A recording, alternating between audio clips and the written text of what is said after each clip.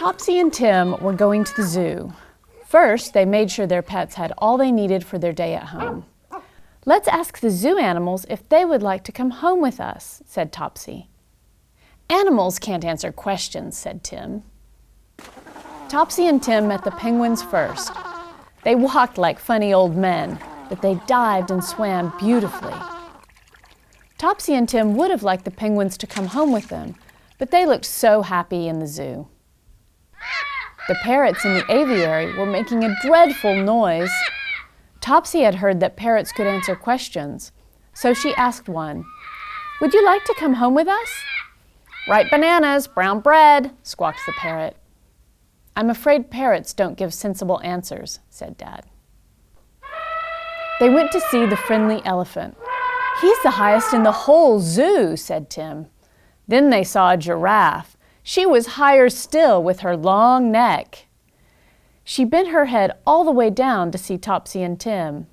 "Hello up there," said Tim. "Look," said Tim, "horses in football jerseys." The zebras showed how they could kick. One kicked another with his back hooves. "We don't want those zebras at home," said Dad. "They might kick us." "Look, white teddy bears," said Topsy. "Those are polar bears," said Mummy, "and they are very fierce." "We won't take them home," said Tim. A crowd of people hurried past Topsy and Tim. "They are going to watch the lions being fed," said Mummy. "Let's go too," shouted Topsy and Tim. The keeper brought huge lumps of meat for the lions. It was fun to see them enjoying their food. Topsy and Tim were hungry. Mummy found a slot machine that sold orange drinks and chocolate. Topsy and Tim thought it was a good slot machine. The sea lions were hungry too. The keeper threw them fish from a bucket. "Can we take a sea lion home?" asked Tim.